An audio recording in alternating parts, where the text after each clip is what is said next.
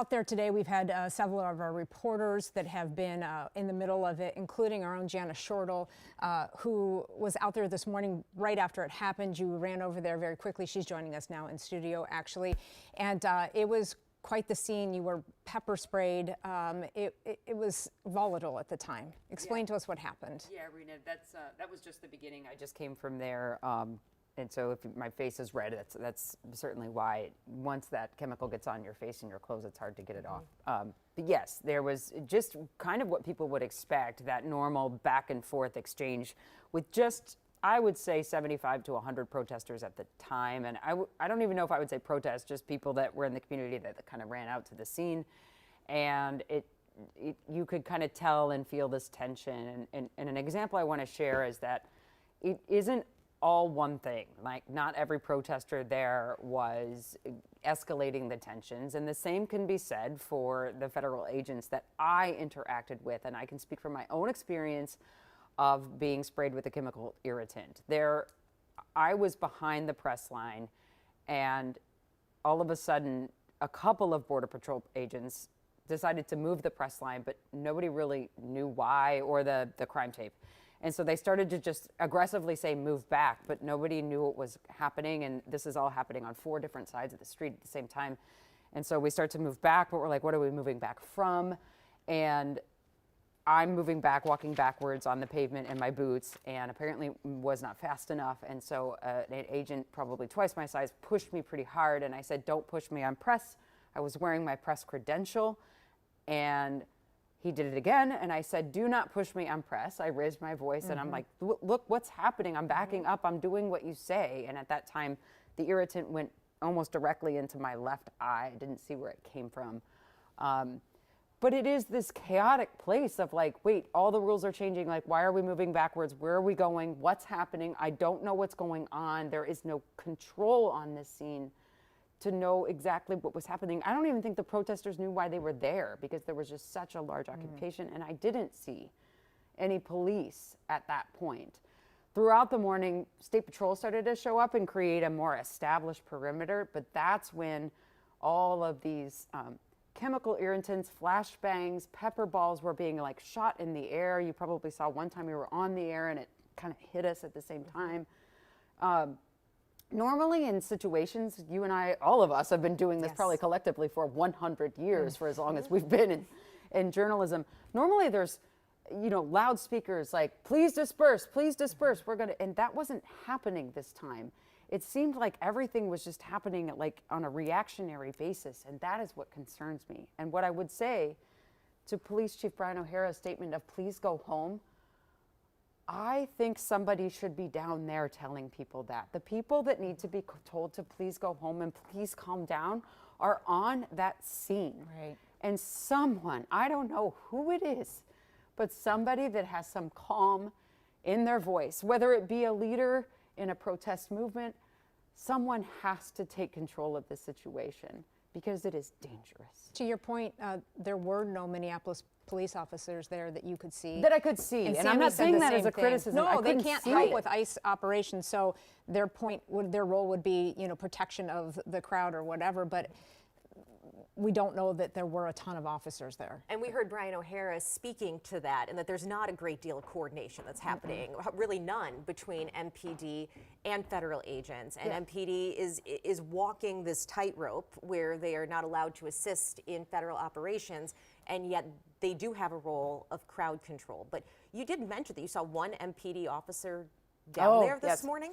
But right before, actually, that's a good point, Lauren. Right before the incident that happened with us and the moving back and the spraying and all that, there was one Minneapolis Police Department officer as close from me to you. He was on my right side, and he walked up and he said, to a Border Patrol agent behind the tape, do you have a supervisor here? Can I get in and talk to your supervisor? And there was just confusion, like, I guess, I don't know who it is, but you can go ahead and go in, I guess. Like, I just can't imagine for that police officer, even those agents. There was a shooting, clearly, where a man died. There are hundreds of people now coming on each city block from each area. This is a dense, dense, dense part of the city. And nobody knows who the supervisor is or who's in charge. Sure, you could come in. I mean, there's just this it's just terrifying. And I want to just speak to that neighborhood. When I moved to Minneapolis, that's exactly where I lived. I lived at 25th and Nicollet above the coffee shop. And it is extremely dense, it's extremely young, it's extremely transient. So it's not like when people are watching this and maybe don't live in the city, like this residential area where there's garages and houses and fences. Like you just have a lot of people and a very small amount of space. That is Eat Street. It's historic. We love it.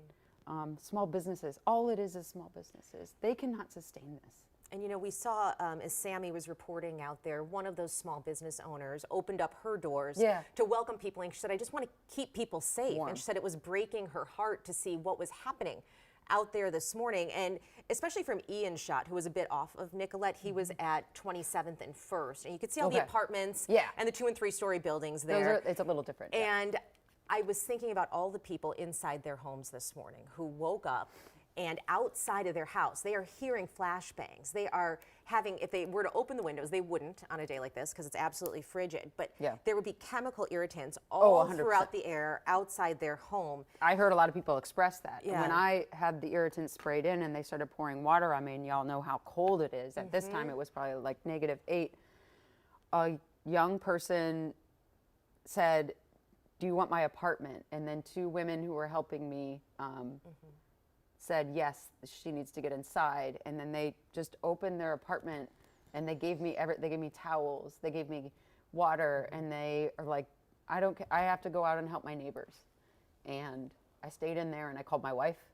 And this woman, I wish I knew her name, she just helped me for like 30 minutes, and she just kept explaining what would happen and how this would feel. And then we started to go out, and I saw her right before I left when the spray stuff that made it hard to breathe started to come, and I saw her in distress, and it all psychologically is a lot to take in. I'm watching people help people, so I just want to paint a picture. I know it's bad. I know some people down there are doing things that are making law enforcement's job hard, but there are a lot of people down there that are literally putting their bodies on the line to help strangers. Well, and that always happens in these situations, right? In the worst of times, the angels come out, the helpers come out. So they're in even the most terrible of situations, there are rays of light, there are rays of hope. And so I do hope that people, if you're watching in another city and you think our city's burning down, there are rays of hope. There are good things that are happening. And for the last almost 2 months now, month and a half, that we have had this surge and all of this tension in our state and clashes between